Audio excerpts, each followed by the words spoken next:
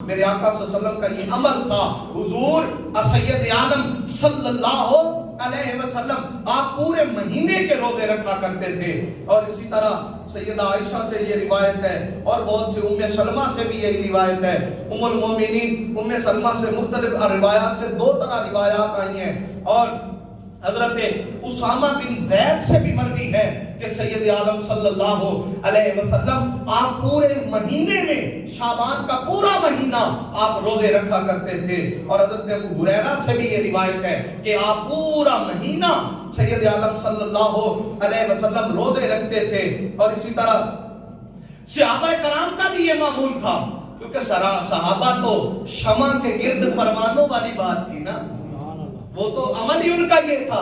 وہ تو دیکھتے تھے کہ مصطفیٰ بولے کیسے, میرے آقا بولو نا, میرے آقا بولے کیسے, سرکار اٹھے کیسے, سرکار بیٹھے کیسے, سرکار چلے کیسے, سرکار سوئے کیسے, میرے آقا نے کچھ دیا تو کیسے دیا, کچھ لیا تو کیسے لیا, دوستی کی تو کیسے کی, کسی سے اعلان جنگ کیا تو کیسے کیا, رشتے نبھائے تو کیسے نبھائے. وہ تو یار کو دیکھتے جاتے اور اس کو عمل کرتے چلے جاتے تھے.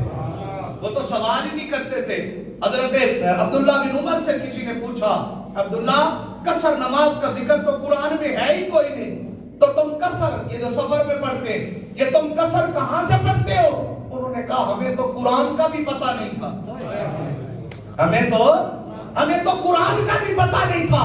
تم نماز کا پوچھتے ہو, ارے ہمیں قرآن کی دلیل کی ضرورت نہیں, مصطفیٰ نے کہہ دیا قصر پڑھا کرو, ہم قصر پڑھتے ہیں.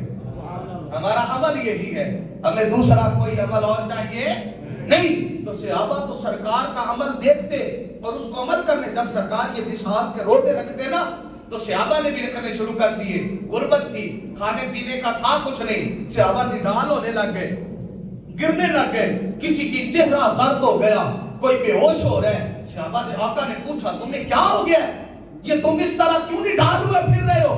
کسی نے عرض کی یا رسول اللہ آپ روزے رکھ رہے تھے, ہمارا دل کیا آپ کی سنت ادا کریں, ہم نے بھی روزے رکھنا شروع کر دی. وہاں میرے آقا نے فرمایا صحابہ ایوکم مثلی, ارے تم میں سے کون ہے میرے جیسا, تم میں سے کون ہے میرے جیسا؟ اگر فرمایا لوگوں میرا رب مجھے کھلاتا بھی ہے پلاتا بھی ہے, میں بھوکا پیاسا نہیں رہتا. خبردار تم یہ عمل نہ کیا کرو کیونکہ مجھے تو میرا رب کھلا پلا دیتا ہے. تو تم اگر یہ رہے تو تم تو نڈال ہو جاؤ گے, جہاد نہیں کر سکو گے. تو صحابہ کا بھی عمل تھا. جو حضرت عمار بن یاسر کی ایک آزاد کردہ لونڈی لؤلا جس کا نام تھا, وہ کہتی ہیں کہ حضرت عمار بن یاسر جب شعبان کا مہینہ شروع ہوتا تو روزوں کا اس طرح سے اہتمام کرتے جس طرح سے لوگ رمضان میں اہتمام کرتے ہیں, اس طرح سے آپ روزوں کا اہتمام فرمایا کرتے. حضرت سلمہ بن کوہیل فرماتی ہیں کہ کہا جاتا ہے کہ جب اب دوسرا عمل, ایک روزے رکھنا, دوسرا قرآن مجید کی تلاوت کرنا.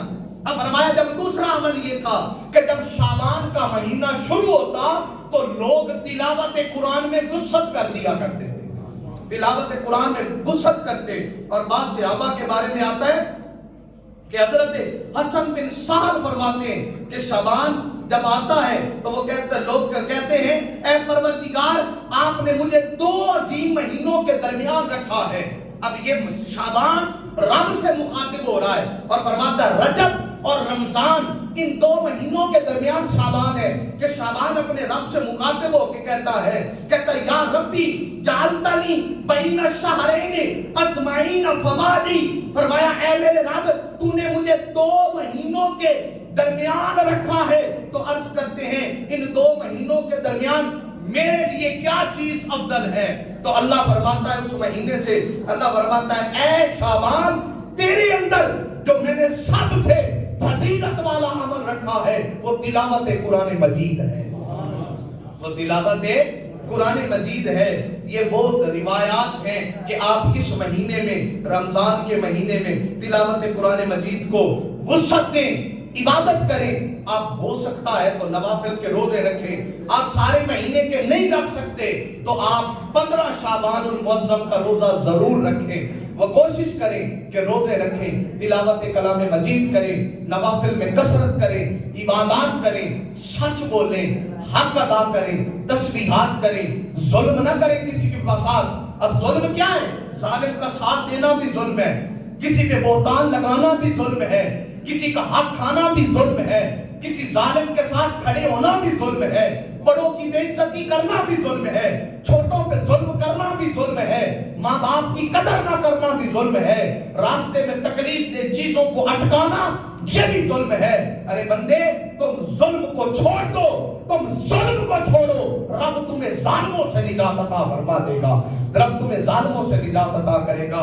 अपने रब की इबादत करो, अल्लाह के साथ मोहब्बत में कसरत करो, इबादत में कसरत करो, तस्बीहात में कसरत करो, नमाज पंजगाना बाजमात अदा करने की कोशिश करो। नमाज ईशा हदीस पाक में आता है, अगर कोई बंदा नमाज ईशा खुशू और खुदू से जमात के साथ अदा करके वो सो जाए और सुबह फजर भी उठकर बाजमात अदा करे तो अल्लाह करीम उसे सारी रात इबादत का सवाब अता फरमाता है।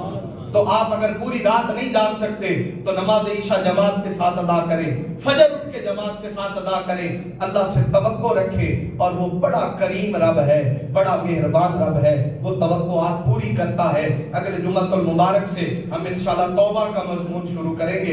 अल्लाह करीम हम सब का हामी और नासिर हो, दारैन की नेमतों से नवाजे। वमा अलैहा इल्ला